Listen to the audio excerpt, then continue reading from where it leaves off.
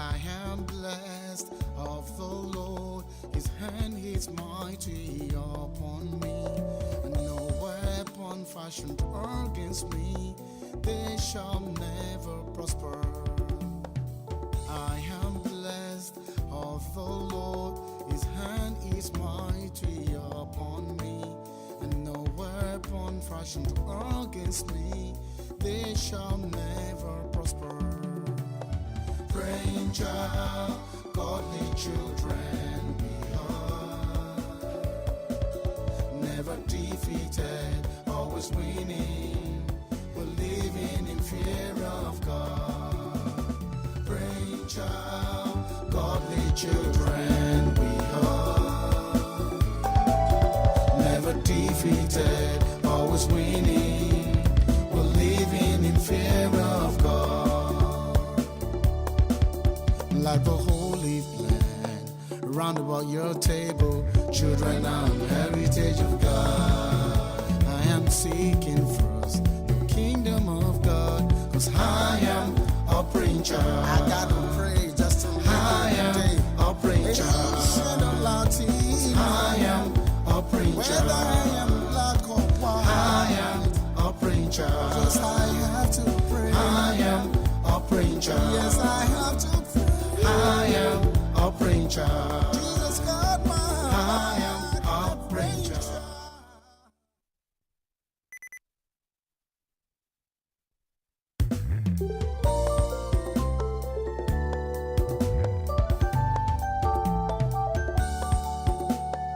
I am blessed of the Lord, his hand is mighty upon me, and no weapon fashioned against me, they shall never prosper. I am blessed of the Lord, his hand is mighty upon me, and no weapon fashioned against me, they shall never prosper.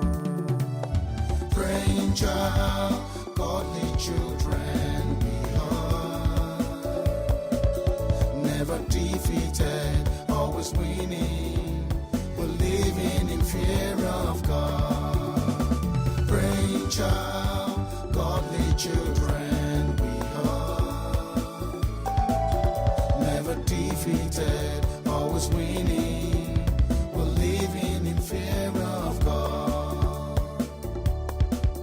Like the holy land, round about your table, children are the heritage of God. I am seeking first the kingdom of God, cause I am a praying child. I gotta pray just to I am a praying child.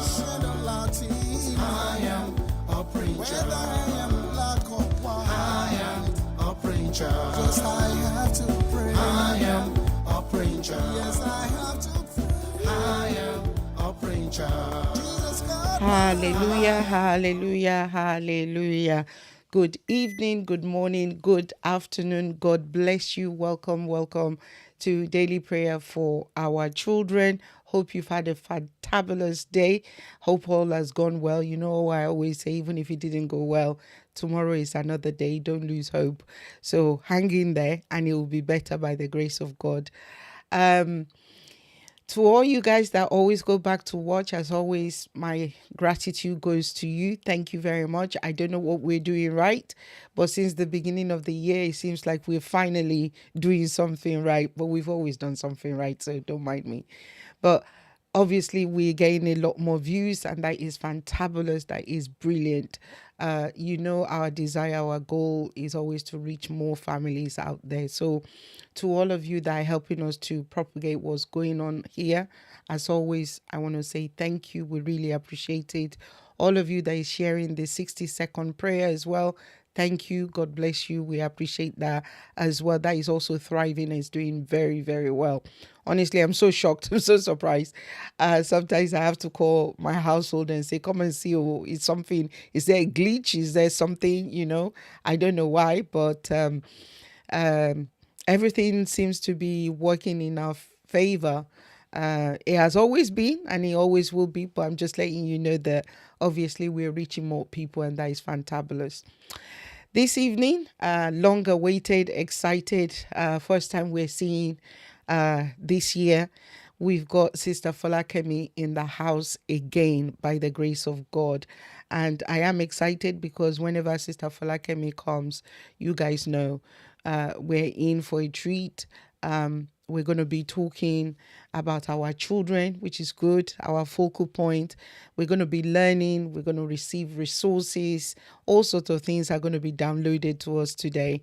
I just hope, I've booked her in twice anyway, so we're safe, okay? We're safe if we don't come to the end. Hopefully it will be interactive as well. Feel free to ask any questions. Sister Folakemi is more than happy to answer any questions that we might have. So we've got her in the house again, and we're talking about unlocking our children's potential. So this is basically strategies for enhanced learning for our children. So we've got the experts in the house again. As always, I'm going to encourage us to utilize all the resources that she's bringing to our table. People pay for these things. I say it all the time. I am so grateful that she has offered to enrich our lives, our homes, our relationships with our children with these resources that she has at her disposal. And so, everybody, a very huge PCC welcome for our beloved sister. You all know her so well. Please, if you've missed her, let her know you've missed her. Okay. Because I got this message in December. I'm only available until, so I said, and as always, I'll always respect that. Honestly, I do. And but then that doesn't mean I wasn't able to talk to her. I could, but she was just saying, there were more things that are going to be happening. So, Sister Folakemi, is it a happy new year for me and you? Not really. Well, happy new year to everybody. Yes. Happy New Year to everybody else. It's good to have you on board, ma. As always, we're so grateful. I am so appreciative of your time, the wealth of resources, knowledge, expertise that you bring to the table for us. And I'm sure today is not going to be any different. Honestly, my heart where your work is. My heart is in what you're doing.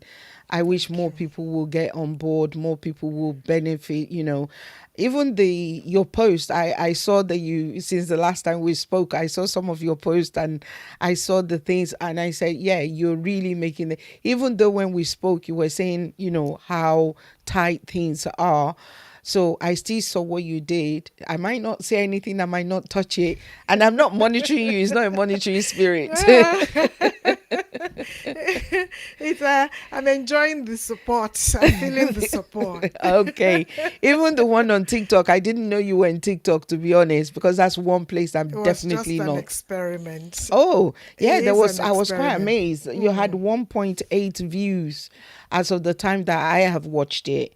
And I thought, wow, I said, so this is how good TikTok is. I said, good, fantastic, So if you're reaching people on TikTok, fantastic, all the way, go, please. The children. Any avenue where we can reach people, why not? For the sake of the gospel, for the sake of our children, please, by all means. Yes. So, over to you, ma. Welcome. Thank you, ma. I'm glad to be here. Good evening, everybody. It's an honor to be here once again. And we went back and forth to decide what to do for this season. And then, you might look at the title and say, oh, well, it looks very academic, but I'm going to scale it down. Okay. I'm going to scale it down to some parts of learning that I'm passionate about, and that is actually pivotal, because when we talk about learning, we're talking about acquiring new knowledge, new values, new behaviors, new skills, through study, through experience, through instruction. And learning is complex and ongoing. Okay. Because when we stop learning, then we're dying. Practically so. Even us as adults, we're still learning. So when we talk about enhancing learning, one area that I've found that is vital for our children is learning to read. Okay. Learning to read and learning to write. So they can become, they can be comfortable in school, they can be confident, and they can succeed beyond school. Now, confident readers are able to use their reading skills to follow their passions and curiosity about the world. So when children are confident with their reading and they understand what they've read, they have a solid foundation. Now, I'll give you some statistics and I'll tell you why I'm so passionate about reading. According to Ofsted, that's the government regulatory body in England, That's right.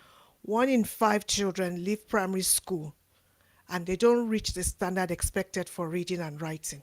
Wow. Now, imagine that one child that has left 1 out of 5. That's a huge percentage. It's massive.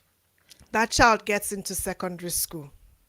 But, sorry, Sister Folakemi, Yes, that ma'am. 1 out of 5, I just want to hit it home, please. Yeah. Because that basically means if we have 100 children, 20 of them are leaving without being able to read. They are 20. leaving primary school without Being able to without read. reading the standard they should for Should. reading Wow. and writing.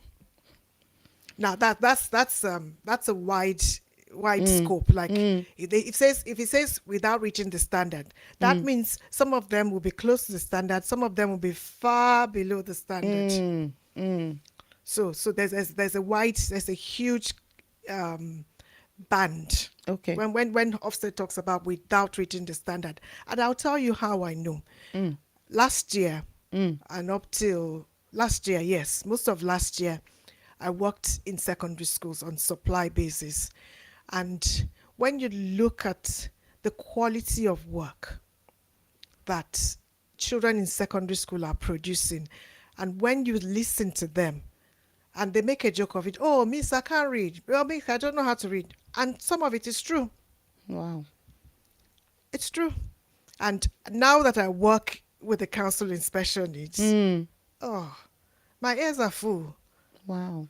My ears are full about, this child is in year 4, he's working at foundation level, this child is in year 8. And you know what? Interestingly, the frustration sets in when they get into secondary school, even by middle primary school, top year 6, by the end of primary school, the children are getting frustrated and they're beginning to lash out. That's when we see the behaviors. So I'm very passionate about reading. Now, speaking is natural. Reading and writing are not natural skills. Our brains are naturally wired to speak, but our brains are not wired to read and write. But speaking is foundational skill for reading and writing. So speaking is important. We actually have a huge section of English where we talk about speaking and listening, and that affects comprehension.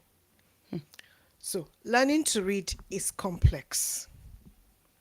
It is a complex process. It draws on many skills that need to be developed at the same time. Okay, because we're not naturally wired to read and write, we must teach reading. Now, typically children learn to read around age 5 or 6, and they need several years to master the skill. Now, we need them to develop a sophisticated comprehension of what they've read between the ages of 8 and 16. Now, I'll talk a bit more about comprehension if we get the time towards the end. Okay. Comprehension, I have found with our children, I'll talk about English as an additional language, and Okay. they call it or whatever they call it in America. It's different in America. Because there's 2 languages, our children struggle with comprehension, but I'll talk about that later. Okay. So for most children, we can teach them how to read, and we can teach them how to write. Now, the fact that we are exposed to print does not mean we're learning to read. So let's Let's be very clear. Let's be very clear that people don't naturally just learn to read. Read. Some people Okay. do, Okay. but not But everybody generally, does. it's not on a massive scale. It's not on the map. It's not everybody does. I mean, statistics says that 50% might, the other 50 would need explicit teaching. And that depends on many different circumstances as well. Okay. So let's talk about the purpose of reading. Now, for most of us, when I talk about reading, what comes to your mind is, oh, go and read your book, go and read your book. If reading has become that sort of thing, then it's not going to be enjoyable. The first purpose of teaching reading to our young children is of pleasure, for them to enjoy Reading. reading, to be entertained by it, to laugh, and to just enjoy what's going on and talk about it, to develop their imagination so they can take a journey with the story, they can take a journey with the text, to figure out how something is done, for information, to learn about history, to learn about science, to learn about everything else. Primary purpose of reading. Before we now come to reading for a purpose, that's when that's when it now goes to studying. So how do we get to grips with reading? Like I said, we need to be taught how to read. So early experiences with books is vital. So for grandparents, for those who are just having their children, I know some of us did it. I read to my children because I was a bookworm as a child. I've always had books, and my father always bought me books. But I'm not sure it's the same with everybody in my generation. No. Okay, so My father never bought me one book. oh, my father always bought me books. Our house was always Well, full he of bought me books. textbooks. Now, when I say he bought me books, actually, yeah, there were books in our house growing up. Yeah, absolutely. There Not were mine.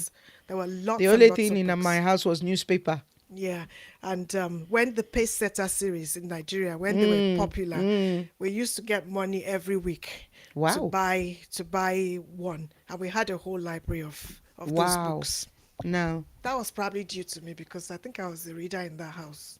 Anyway, so yeah, so children learn to read between ages 5 and 6, some earlier. So, and when we say reading, we're talking about making meaning from print. And before we can make meaning from print, we need to do 3 things. We need to identify the words. Yes. So it's called decoding and word recognition. So Okay. looking at the word and being able to recognize it. We need to construct an understanding from the words, and that's comprehension.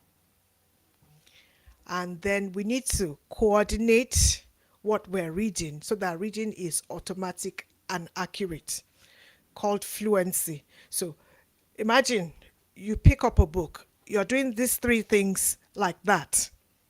It comes with practice, recognizing the words, decoding them.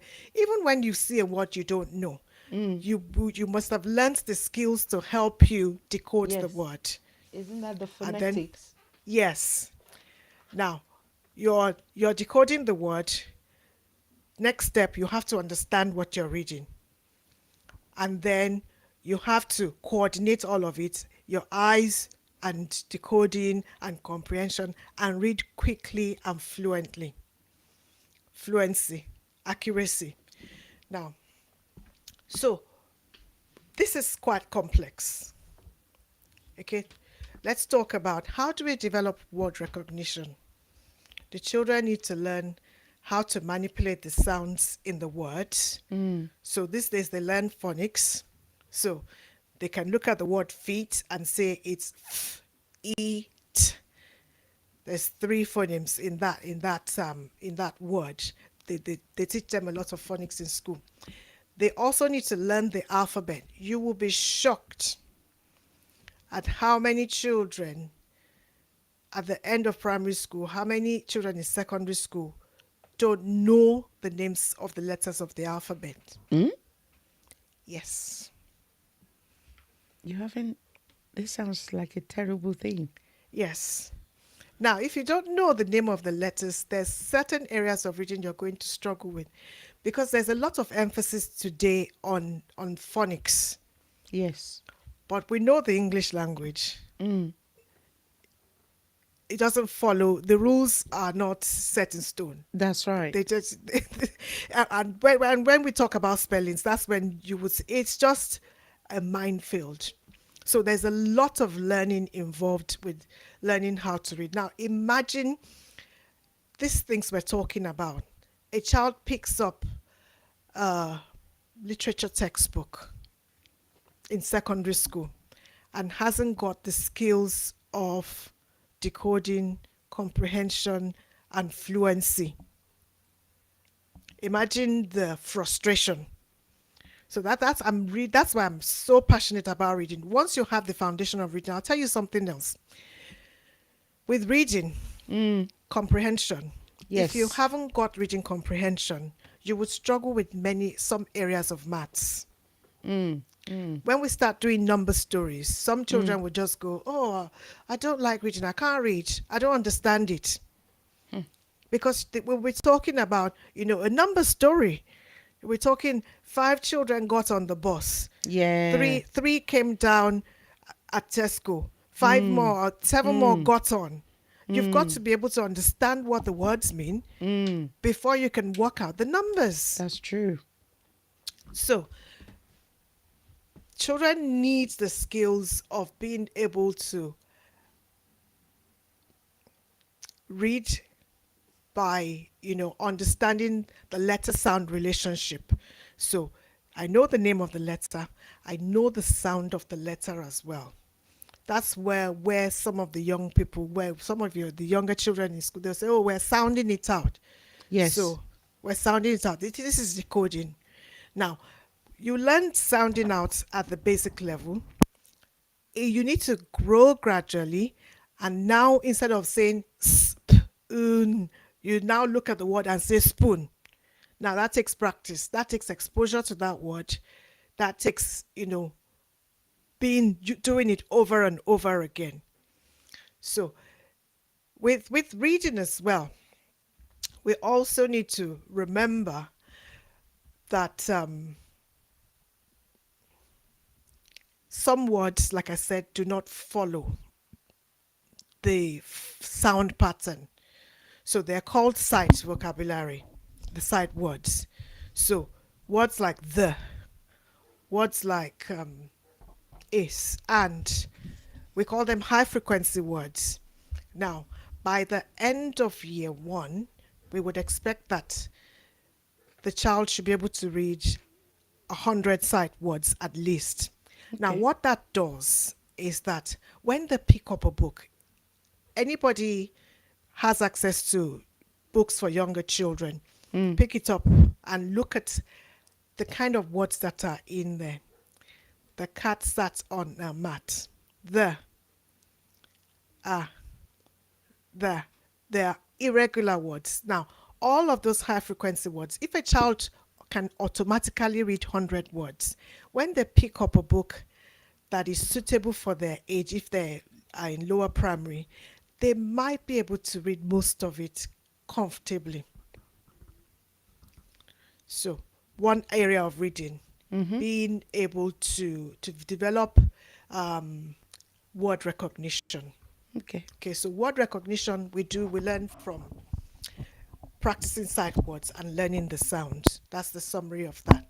Now, okay, to develop comprehension, children need to have a background knowledge about many topics. That means that they should be exposed to many different types of books, not just storybooks, encyclopedias, information books, different types of writing. Yeah. Every kind of writing you can find. So background knowledge of many topics. So when, for instance, they've read a book about space, an information book about space, when the story is about a boy that goes to Mars, they remember. And they're bringing that knowledge, so that there's a cross-curricular link in what they're reading. So you will see that reading is not as straightforward as No. just read. No. Okay, so they understand that, oh, this is a book about animals. This, okay, oh, animals live in a zoo, and that sometimes can come from experiences as well. Yes. Oh, we've been to a zoo. Oh, yes, this story is about a zoo where animals live. So they are developing, they're using the background knowledge as they read. Okay, we've also talked about having, exposure to different types of words. So they know that these are vehicles. This is a tractor. This is a fire engine. This is a bulldozer. Those are vehicles. But when it comes to reading, if the child's been exposed to those words, when they find it in a book, the vocabulary is there for them to describe it. Now, reading also, when we talk about developing comprehension, they need to understand how the English language works. So, I think once we talked about verb tenses. Now, you cannot imagine how many adults do not understand, those sort of things that you and I just learned off by heart, like I eat, I ate, we ate. So understanding that, this is present tense, this is past tense, without explicitly teaching it, it comes from exposure to print, and it helps comprehension. And I've talked about different types of text. Okay, so after being exposed to stories, children would know that a fairy tale will be, oh, and they lived happily ever after. Yes. That helps comprehension. Okay, and it helps them start understanding that I can get information from book. Like, I want to know how do butterflies, how do bugs become butterflies, or what do ladybirds eat. So comprehension is about, making meaning from the text, and, being able to problem solve from reading that. Now, comprehension is so important. They will go on and do even subjects like chemistry, they have to read. They go on and do subjects like geography in secondary school, they have to read. And having an understanding of what words mean, foundation knowledge of what words mean, is important. Now, so we've talked about word recognition, we've talked about comprehension. Now, fluency. Now, we sometimes joke as teachers that if some children start reading, you will fall asleep, because they will say things like, the cat sat on. Yes. Now, what's happening with that child? They probably have a problem. They're probably dyslexic, or they have problems with processing. Okay. So what the child is doing basically is help asking their brain to remember what the word is before they say it.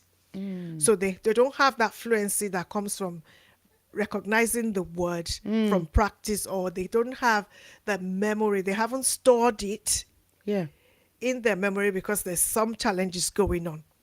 So fluency is important because children need to develop a high level of accuracy in word recognition. So if you're reading, you're looking at there, and you know straight away it's there. You're looking at stop, you know straight away it's stop. Yes. Now, that doesn't happen the first time you read it. It happens with continuous exposure, and that helps the fluency.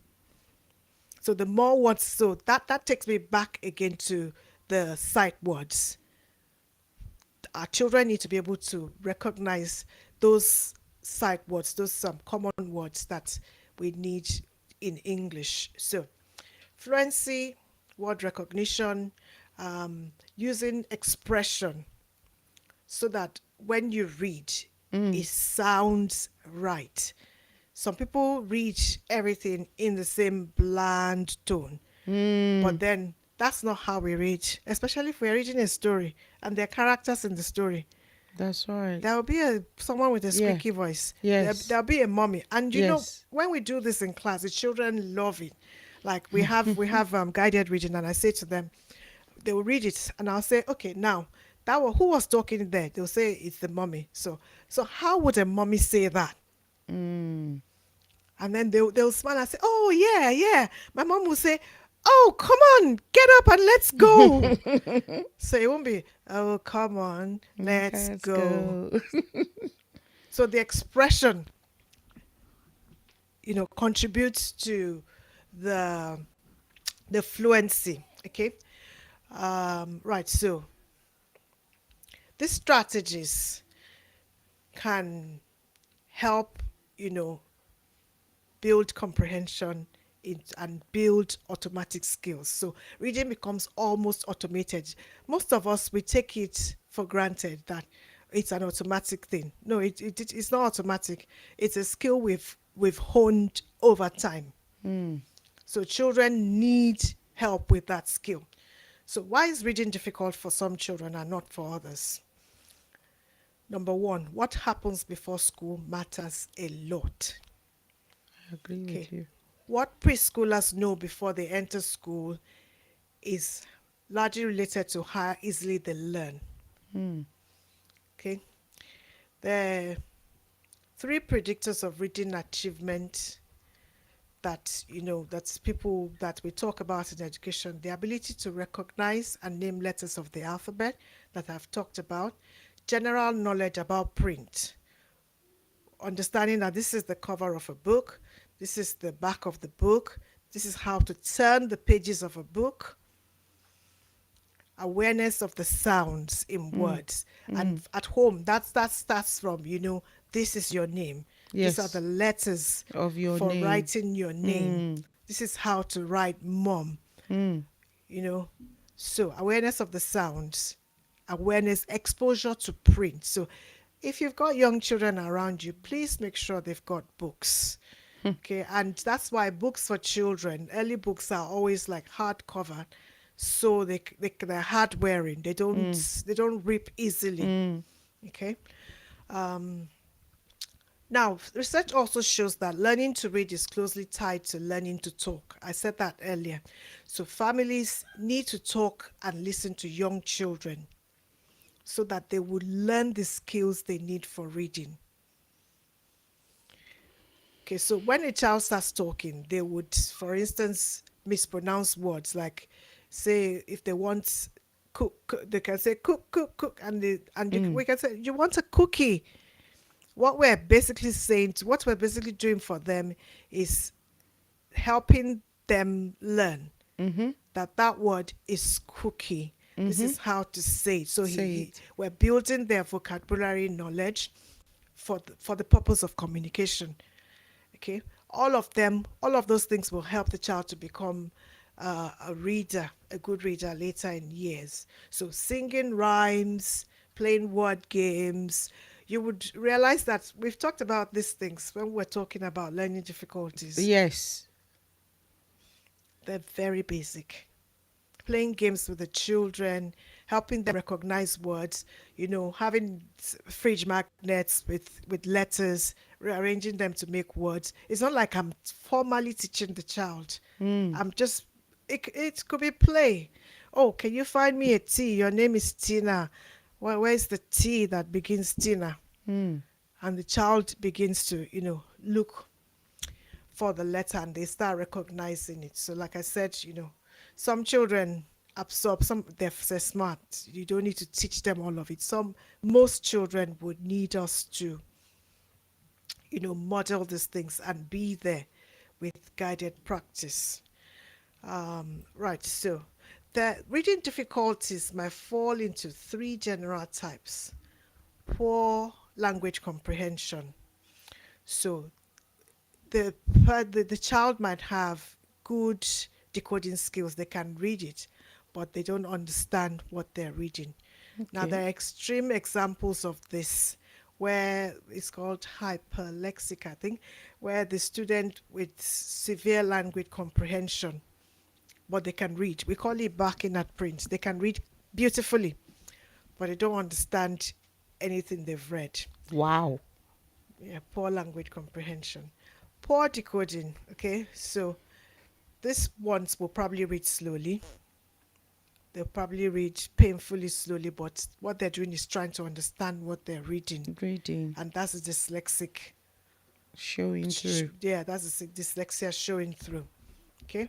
Because with children who have dyslexia, if you read to them, they can answer all the questions. It is the reading that is the issue. Now, some people have a weakness in both areas. That's decoding and comprehension. So, Okay. what are the things that, what are the risk factors for reading? Having limited exposure to oral or written language. This is where we've got to be careful with exposure to screens all of the time. Books and talk are very important. I said at one point when we were talking, I think it was when we were doing executive function skills, that we found out at a point in time that children were coming into school not being able to talk. Yes. Not because they were mute, but because nobody has really spoken to Wow. them that much. And it was a case of we had to actually employ a speech therapy for the school, and we were doing language groups. So when there's little exposure to oral or written language, the literacy experience of the children will not be good enough for those that are expected to start school. So oral language, we must speak to children. We must speak to them, and we must model how to speak properly. So with baby talk, the child will say tata, and I'll say, oh, water. And, oh, you want water now. And I'll say the right thing so that the brain is learning to say it correctly. Okay, right. Children can also struggle to learn due to biological factors. Ear infections, Wow. delayed speech, illnesses. Some children are ill when they are young, and they kind of go backwards with their learning and development. If there's a family history of speech difficulties, Okay. it affects reading. If a child has had an ear infection, it needs to be followed up and checked properly, because it can actually affect their hearing, and that affects their reading. And how does it affect their reading? Because they won't be able to process the sounds properly if they can't hear the sounds. So it affects their reading. I talked about English as an additional language, or as a second language. Language, yes. ESL. Now, most of us feel that English is our first language. If we're not native British or Americans, so to speak, then English is our second language, especially when the second language is being spoken at home. Even if the child does not speak it, the child hears it, and it affects their comprehension. It's weird, but like you think in your They first pick it up. language. They pick it up. You think in your first language. You don't just so consciously know that you're doing that. So if English is an additional language, then you need to make sure that there's support for that child to enhance their understanding. I'll give you an example. When we moved to England, my son was in year 2, and as soon as he came in, they did some assessment, and they said, oh, you know what, he's going to do take SAT, and we need to put, was it in year 2 or year 1? I can't even remember. We're going to need to put support in place for him. Initially, I thought, oh, even though I was a teacher, I didn't understand him. Of course, I taught in Nigeria. I thought English was fine. But now, when I understand the complexity of the English language, the cultural nuances Yes. that come along with the language need to be taught. When there's an additional language, a different culture to the English language, it's quite interesting. You would talk. I would speak to some children, and they didn't know what a picnic was, or what a swing was, or things like that, things you would think everybody would know. But if you come from a different culture, you probably weren't exposed to that. So having an additional language can predispose children to reading, being behind with their reading and comprehension. And I think I've said it before in our meetings. Our boys especially struggle with comprehension. They struggle with comprehension. They would, and it affects their writing. So when it comes to writing, they don't like writing because they can't pull the imaginative part of writing together because they haven't understood what they've read. And that takes me back to word recognition. Reading the word does not mean they understand the word. And sometimes writing it does not even mean they understand it. We need to check that they understand the words. So I would listen to children read and I will point at random words and say, what does that mean? So a lot of what we're saying is tailored towards the early primary years, middle primary years, but there is a lot of remediation that we need to do with children, minority backgrounds, because comprehension is a big issue. Okay, right, let's move on. How can we prevent reading problems? We've talked about it. We've talked about, read with the children, okay? And watch their development closely. If there are questions, if there are concerns, talk to your child's school, talk to their pediatricians. Make sure that, you're keeping an eye on their reading. Make it an enjoyable and motivating thing. I used to take the children to the library, let them buy the books that they like. Sometimes they would choose books that are above them, but let them choose books that they like. Even though there'll be books they read for learning, there'll be books, let them have a lot of books they have for enjoyment. Okay? Because when children are struggling readers, they tend to avoid reading. So we need to find things that interest them.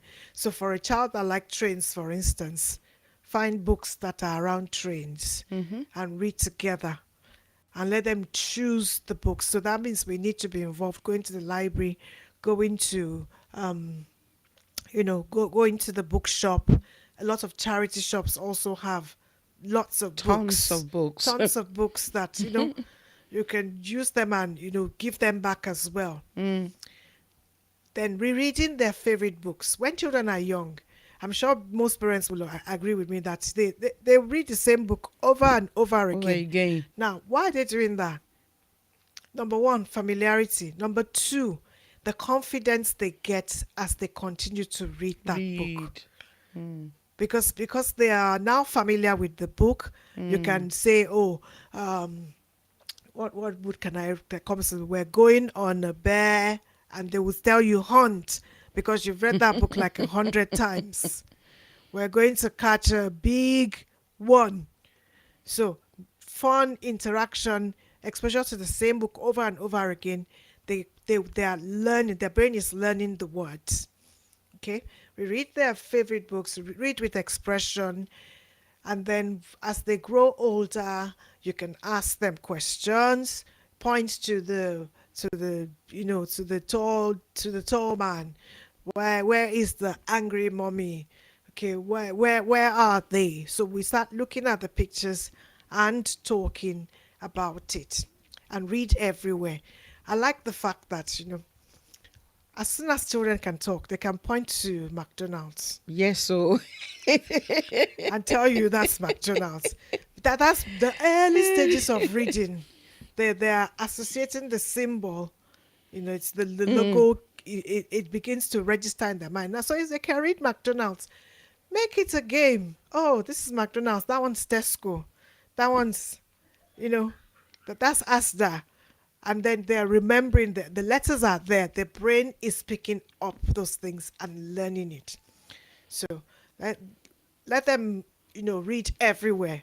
Read signposts as you're traveling. Read road signs. Go in the shops and read the labels on the food. Okay, so which one's crunchy nut, which one's cornflakes, and the children are having fun and they're reading it. So continue to read aloud to children even into upper primary. It's important. Let's not think that they're old enough they can read by themselves. We used to have this back and forth with parents like, oh, it is year 5, he can read quietly in his head. No, it's nice to read to the child and then child reads to you. I think what tires the children out constantly with reading homework is they are the ones reading to the parents all the time, and it can become boring. So yeah, so please read to them and let them read to you. And like I always say, I'm a fan of puzzles, word searches, word within words, games that enhance their reading. So I've said this before. You can do a word magpie game. Like, okay, we're reading this new book. I'm talking middle primary now, even from year 2. What new words have you learned? So they pick out a new word. We found out what it means. And then we can write it and stick it on the fridge and, revisit it during the week. Oh, so what does that word mean? So we're not sitting down formally to learn it, but we're working together to learn it too. And if there's, please make sure you're communicating with the children's teachers. Okay, working with school. Make sure there's that relationship so you can ask questions. We can also, as a community, continue to contribute to organizations, donating books, volunteering. Like most schools, although with safeguarding now it might be more difficult, most schools would happily have someone come in that sits and reads with the children. My old school was happy to do that with parents after doing the checks. So let's motivate the children to read. If it's not pleasurable, if it's not motivating them, they won't want to read. So let them enjoy the books. Let them develop the motivation to read. Let them see you read. Okay, let them see you No read. newspaper. Not just newspaper, and not. I don't know. I'm not an electronic reader, so I'm not a fan of Kindle. I have a Kindle, but I still like my paper books. I do as well. So I do as well. So read. Let them see you read. Make it fun. Okay. Let them pick their own books and reward reading with more reading. Okay. Let's go to the library. Let's go and buy more books. Read newspapers. Look at magazines. Sensible magazines, of course. Okay, so that we can, as a family, start building up a culture of reading. I think I will stop there. Oh, I have tons of questions. I have tons of questions. So, Okay. if anybody has any question for Sister Folakemi, please feel free to put it in the comment section as well.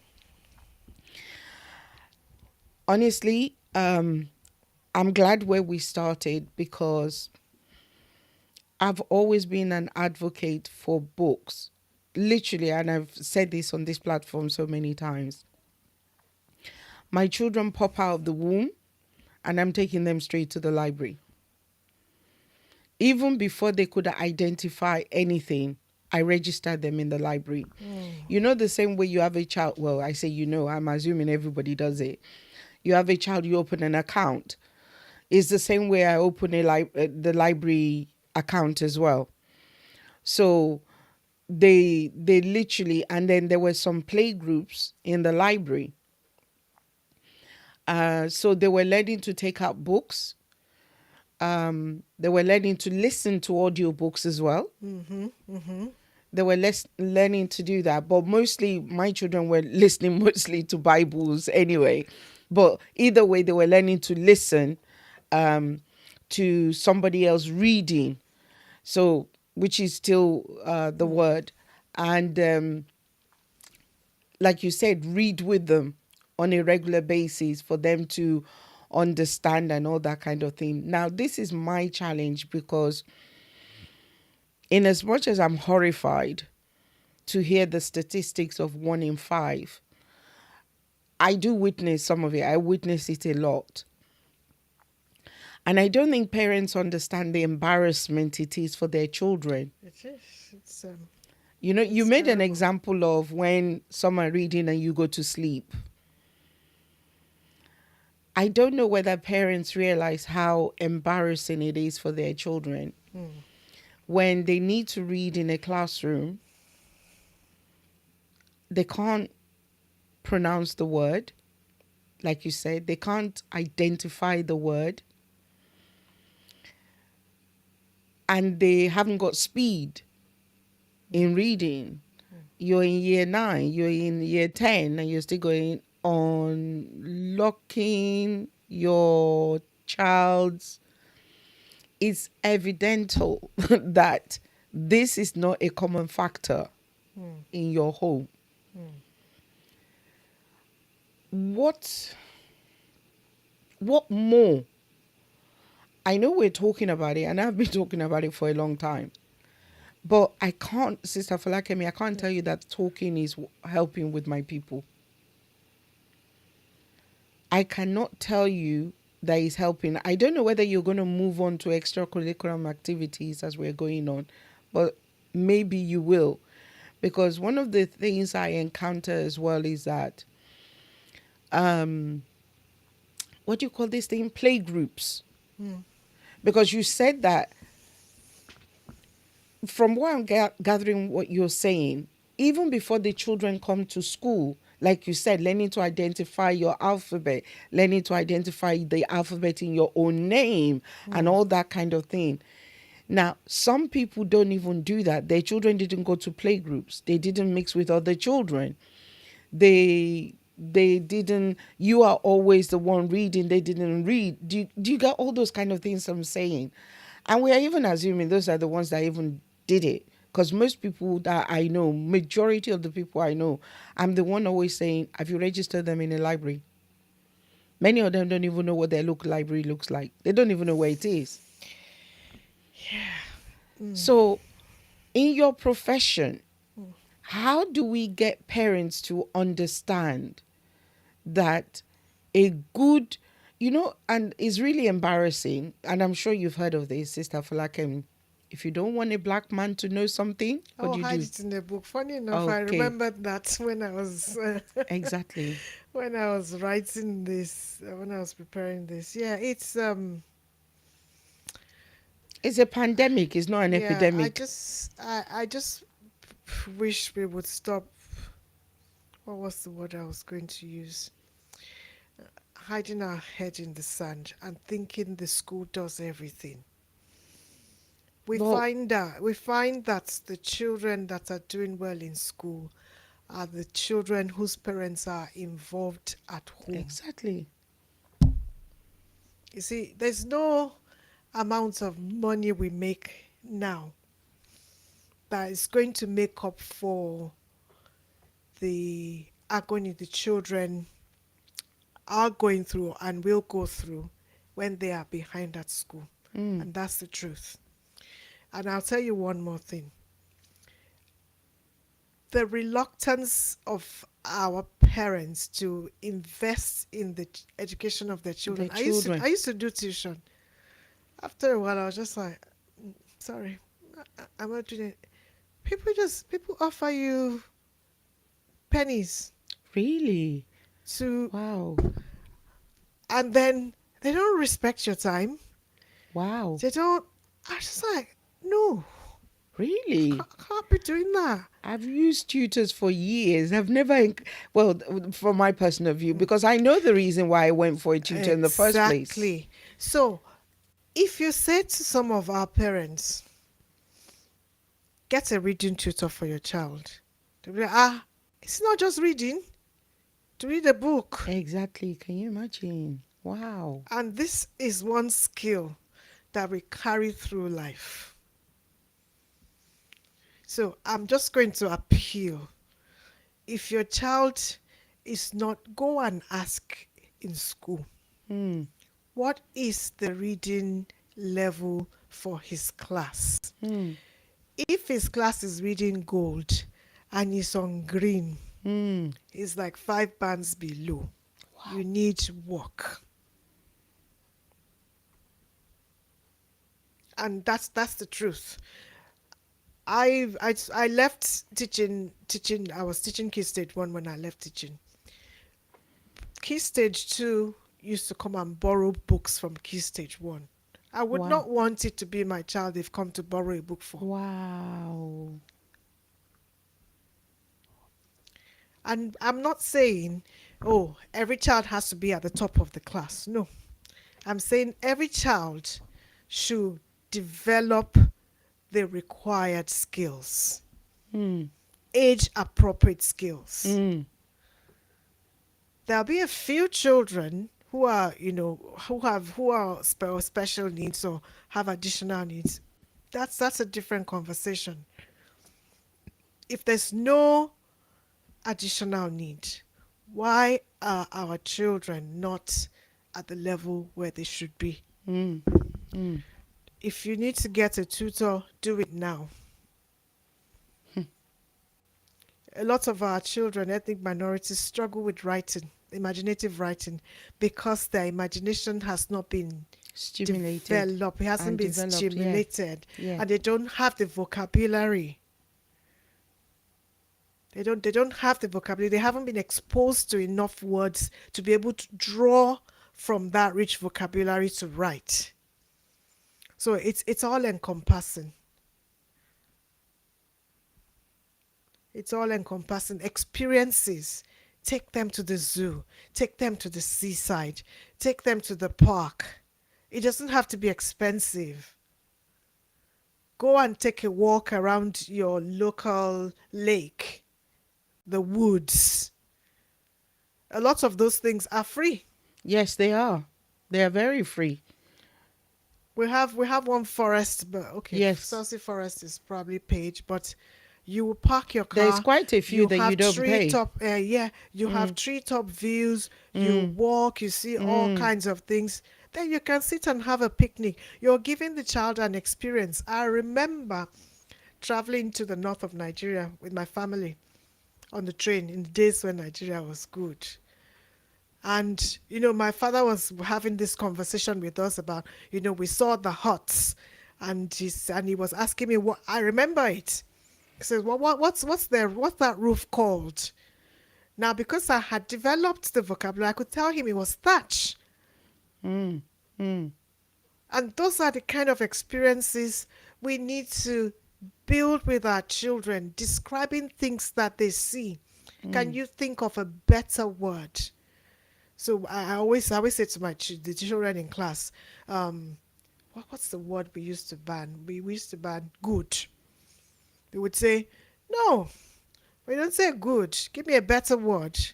And then we would start going excellent, brilliant, amazing. Fantastic, yes. Fantastic, drawing out the vocabulary. So little things like that to build their skills. Because this is a foundation that once it's rock solid, we can build on it. But once there are issues,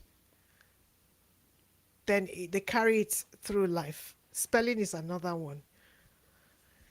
But if you can't identify the word and you can't associate the word, then how are you going to be able to spell the word you don't know? And we have a spelling epidemic. Can you imagine? And phonetics, that and spelling is still the same, because they'll say spell the word out. Say it the way it sounds and try and spell it. But if you, like you said, all those foundation, if those foundation are not there, you're really wanting to conjure up magic. Yeah. Really. Yeah. So So we just keep talking. We just keep appealing. We just yeah. Whenever we have the opportunity, we'll talk about. We'll talk Wow. about it in I everywhere we go. I just want to appeal. If you're a young mother, go to your children's center. Go to play group. yeah. Go to toddler swimming, toddler gymnastics. Go. Exactly. And that's why I made sure I thought we would get there extracurricular activity because that is another thing I found out. Honestly, I don't know. I don't know how you came about these things and whether you did all these things for your children, but I did. And to be honest, if I tell you that I knew what I was doing or why I was doing it, that would be a lie. Nah, I It was always it's a yeah. lie. I All I tell just people knew that. was that I need to get them out to get fresh air. I need to get them out of the house. So whatever I found in my local civic center or town hall or something that was going on, and that's how I just knew about play groups. I don't know how many play groups I must have taken my children to. Play groups, parks, trips, like you said, even before they got to even start primary school. So again, I don't know whether it's just educating the children, and I'm looking from the perspective of our local assemblies, that how often is our local assemblies hammering these things and advocating these things, because these are our children and it is going to, let's be honest, Sister Folakemi, a child that can't read, how are they going to read the Bible? Search me. How are they going to read Search the me. Bible? Yeah, and I hear children reading the Bible, and I think, oh my God. Exactly. Exactly. So I don't know, I thought maybe we might have a solution on how we can get more parents on the bandwagon of getting them to, it's sad because even at Christmas, you spoke about your dad buying you books. Like I said, nobody ever bought me books. And again, how I got to read, honestly, again, Sister Folakemi, if I tell you, and this is one of the reasons I always tell people, I just know the hand of God has always, always, always been on my life. Always been on my life. Because many of the things that I advocate for, or I do, or I did, or I'm still doing, it's not because anybody taught me. It's not because anybody showed me. I was never bought a book. There was no library in my house. There was no book in my house. Yeah, maybe in school somebody give you Harlequin, Mills and Boons, Yeah, all we read those plenty of those. pace setters, like you said. Do you get what I'm saying? Yeah. But to actually say there is books in, no. I was already in secondary school, and I don't know. My school had a bookshop, and they will encourage you to go to the bookshop and buy a book, but you wouldn't pay for it. Your parents will pay. That was what happened in my school.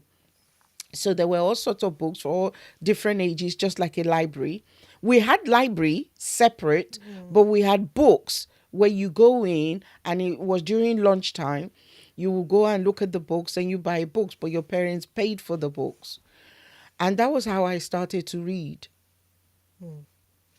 That's how I started to read. And my imagination just exploded. Yes. It exploded. I used to feel like I'm in the story, Yes. looking down Yes. upon that story. Do you know that there's nothing like, and I was saying to, I have a colleague that sits behind me that reads a lot. I now realize that, excuse me, in the last few years, like majority of the last 10 years, all I've read have been, you know, books like psychological, like personal development. And she was like, oh, I'm reading this book. I don't know if you're familiar with Agatha Christie. Yes. She had this one that had like 40 stories. She gave it to me. Do you know now? after I carve out like 10 minutes in the morning to read a short story. It just, I finish reading and I'm feeling good. I was like, I've done myself a disservice. For so I've long. not been reading, just reading for pleasure, like getting in the story, like, and because she writes with all these twists and all of that, my Yes. imagination is just going. Going wild. Yes. And you're going to, I mean, we didn't have internet in those days. So through the lenses of somebody else and their Yeah. description and everything, the word silhouette, I learned it from a book. Oh yeah. The shimmering of the, Oh. I learned it from a book. So I don't know. I'm going to encourage, you've heard me say it so many times on this platform. I've told so many parents, enroll your children in the local library. It is absolutely free. In fact, I remember my children could take up to 13 books. I think we could take up Yeah, to and some 13 libraries books. do reading sessions as well. Yes, they do. They do. The authors, Yes, sometimes they they have even- yeah. authors, sometimes they have a worker in the library, Yes, they just do. just reading Or with sometimes they children. invite people in. Book time, yeah. Yes. In fact, I think there was one library, they will even encourage the children to come in their PJs. And they will with their teddy bears and their dressing gown and sit down and Now all that you this. say it, Exactly. let me say one pet peeve of mine. We have schools in England. I think other schools in other developed nations would have like a World Book Day or something. Yes, Where yes. the children would dress as characters. Please make sure your child is dressed up. Okay. Read the notices. As long as they're not asking them to dress up to do things that are not Negative. negative, not in line with your faith. They're doing pajama day, and our minority children who come to school in uniform because their parents didn't read the notice. Like Wow. what? Embarrassment. Please.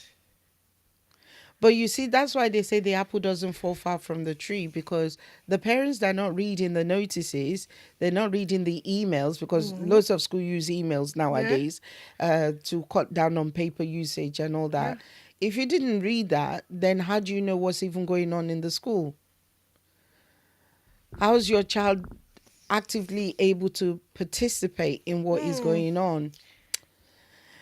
I don't know what to say. There is so much on the table. Extracurriculum activity, that's another thing. Again, I used to think it's my locality because I've always kind of lived in remote areas or villages and things like that. So I've always felt that my children were always the odd one out in activities because of my remote location. But I found that is not because of my remote location. My children do. Exactly. Did everything. Like there was a day I got to church. I said, please excuse me. You know that they were like 3 and 4, maybe 5 then.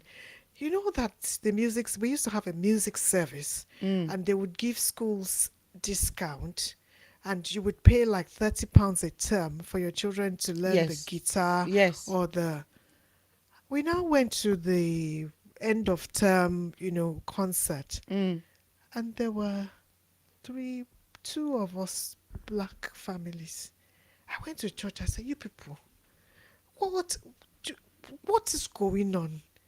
This thing is offered in every school. Why? Because up till secondary school, my son, he did drumming in secondary school. He did guitar, carrying on from primary school. And he did the grade exams. My daughter did the piano, primary here. school. I said, well, this thing is subsidized. Why are you not? It is done in school time. They don't have to do anything else. That one is even good. Me, I used to do the extra curriculum where we would go. I've mentioned this so many times. I wish people, please, I'm begging us. Honestly, it's interesting, Sister Folake, because like I said, this is not my expertise. This is not something, but these are the things that I've got my children doing. Swimming, yes. Gymnastics, yes. Piano lesson, yes. Sports. Gymnastics, drama, yes. You know, in fact, there was one child at one point, every day was an activity. Every day was an activity. There was only maybe one or two that there wasn't, but every day in a week, we were literally, you know, when you get those stickers that said, "My mom is my taxi" or something, that was basically it. Because if we're not gymnastic, we're drumming. If we're not drumming, we're swimming. If we're not swimming, we're piano lesson. If we're not piano, do you know, we're constantly, and I'm telling you, it has put them in such fantastic stead, head above the others, Yeah, without because a shadow of a when they're doubt. writing their personal statements, they've got all of that experience. They've got all of that evidence of things they've done that can add to the mix. So, I mean, education is not just about school. It's not just about the books. It's the whole package.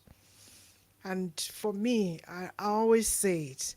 You know, those first 16 years, please make the sacrifice. Because by the time they're 16, they're made. More or less, Like, yeah. they're made that they have their own worldview and everything. If we Mm-hmm. haven't put in the support before they get there, then God help us. God help us, truly, yes. God help us. We'll pick it up next week, Monday, by the grace of God, where we Yes. have left today. But clearly, there is so much, and I'm so glad that we started with reading. And I'm just going to appeal to anybody that is listening to us now. If you were not here at the beginning, please, you need to go back. You need to go back and listen, you know, to all the foundations that we need to lay. I wanted to say this as well. You know, when we were learning about from when they were fetus in our womb, they hear, they listen, they know, they recognize. And I've said this so many times. I mean, I haven't met you even that time. I didn't even know, but I understood and I was told that from the womb, the children recognize his voice. They do. They do. I They mean, it's in the recognize Bible. voice. Exactly. They recognize voice. So by the time they come out, they know the voice, they know the smell, they know the touch. All these things are there. So if from the womb they have that ability, how much more when they come out? How much more when they come out? And I'm just going to appeal that please, please invest in books. Invest in books for your children. And like you said, the library have tons and tons of book. They have the soft one, they have the hard one, they have the one that even play music, to be honest, the baby ones The that play ones that music. read Yeah, the one that, yeah, audiobooks. there's so They many. touch it and it reads. Yes, please get your children involved. Don't put them at a disadvantage. Yeah. That's what you're doing. You're every. I don't know what to say. I just want to say this, Sister Folakemi, before you go, because I know times are hard, and many of these activities that we did, it did cost money. So I know financial constraints at the moment might be an impediment for some people. I mean, even before things were hard, some people didn't want to spend money anyway on those kind of things, to be honest. And that's why when you were talking about tutoring and the kind of experience, I don't understand. Because if I'm paying somebody £30 an hour, £35 an hour, and I'm not turning up on time, and I'm not, do you get what I'm saying? That's the waste of my money. But then I pay. But the ones that you're saying, it looks like they were counting, they didn't even want to pay for the service, which is an embarrassment. But again, in fact, some of the ones I use now, they take the money 24 hours before the lesson starts. So if you don't cancel 24 hours before the lesson starts, the money is already gone Yeah. out. So all these, please, there's none of that. There isn't. You really, I think one day you should just gist us about your experience in this journey. It will be very interesting. Sister Folakemi, I am so, so grateful. You're welcome. Thank you very much for your time. I'm looking You're forward to the welcome. next part. Okay. Again, do you have any parting words of encouragement or? Yeah, like I always say, it's never too late. That's right.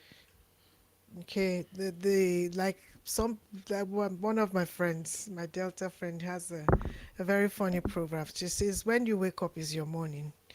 Mm, Okay, so let's take this as this is the wake up call. mm, Let's take action. Who can mm. help you? Who can you speak to?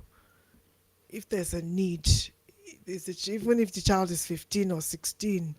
Like when my son, in fact, I was talking to a friend recently. She said, my son is doing mocks. I said, don't worry, he will pass. She said, that his mock result. I said, I know that. I know that feeling. When the mock result came out, we were like, we need English teacher.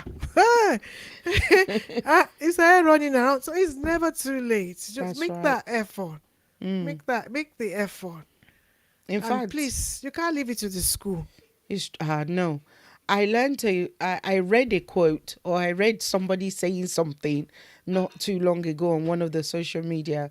He said there's no such thing as a smart brain and a dull brain. He said what exists is a trained brain and an untrained True, brain. true. Our brains are highly plastic. They can change. Anybody can learn He said with the there's no effort. such thing as a Can smart brain. He improve. said no, there is a trained brain and untrained brain. So the question is, which one do you want for your children? It's as simple as that. True, It's as simple. And true. whenever anything that comes to training takes time. It does. It takes And time, it takes patience. commitment, it takes dedication. And if the intellect is already in there already, you would enhance it even more. And if it's not there, for some of us, it wasn't there. It wasn't, I keep telling people converse with me today, talk with me, hear me, and they think, Sister Funke, you're this, you're that. I said, It's the go and look at effort. my school record. I wasn't brilliant. I wasn't It was smart. extra effort. Yeah. I wasn't born like this. It was taking the time to develop oneself along the way. So I pray that we will hear. I pray that we will do. And I pray that we will prioritize what is important in the life of our children. Amen. It's key. Thank you, Ma. Thank you, ma. I'm so, so grateful. I'm going to Thank let you, you go. everybody. We'll see Good you night. next week by the grace of God. Yes. Enjoy the rest of your evening, Ma. You too. Thank you, ma. Take care. Bye. Everybody, that is Sister Folakemi Adedeji Ikuyinminu. What can I say? So much has been brought to the table again. We are so grateful. Like I said, if you weren't here at the beginning, please go back. I don't even know if I can do some clips cutting here and there. I might repost some of it because literally she was just saying everything in my heart, things I've always advocated for, even though I'm not an expert. Maybe I'll go and tell her now. She'll give me a certificate. I think I'm an expert. I deserve a certificate of expertise, so I can carry that around. But jokes apart, everybody, please, let's help our children. Let's help them in every possible way that we can. Let's help develop their reading skills, their writing skills, whatever it is, let's help them in any way, shape, or form. Let's invest in our children. Let's invest in them in the early years, even before they start going into school, by the grace of God. Auntie Cecilia, thank you, ma. I hope you've had a wonderful birthday. Hope you truly enjoyed yourself. Thank God that you have started another year, and we look forward to next year again by the grace of God. So everybody that celebrated with Auntie Cecilia yesterday, thank you. God bless you. May the Lord honor you. So we've come to the end of another one by the grace of God. Tomorrow is Wednesday. You've got me. You had Pastor Alamu yesterday. Today we've had Sister Folakemi. Tomorrow is me. And on Thursday, by the grace of God, we are having Pastor Akimbo. Interesting enough, Pastor Akimbo has also decided to speak on parenting. So this is brilliant. And let's wait till Thursday by the grace of God. So if you're waiting for redeeming the time, remember it's the second Thursday and we started with all our pastors. So Pastor Akimbo will be with us on Thursday by the grace of God. And on Saturday, we are having Pastor Esther. So please be prepared. We're having Pastor Esther on Saturday. It's going to be 5 a.m. her time in Australia, but it'll be Saturday night our time. So everybody, as always, I want to say thank you for your time. Really, really appreciate it. I kind of had it in me that there was something else that I'm supposed to be saying as well. But unfortunately, everybody, I can't remember whatever that thing is. So maybe tomorrow, if I remember and the Lord tarries, I'll be able to say what it is. So until then, as always, I want to leave you in the most capable hands of the Father, the Son, and the Holy Spirit. Have a wonderful day, morning or night, wherever you are. Take care, and God bless you all. See you soon. I am blessed of the Lord, his hand is mighty upon me, and no weapon fashioned against me, they shall never prosper. I am blessed of the Lord, his hand is mighty upon me, and no weapon fashioned against me, they shall never prosper. Praying child, godly children we are, never defeated, always winning, we're living in fear of God. Praying child, godly children we are, never defeated, always winning, we're living in fear of God. Like the holy land, round about your table.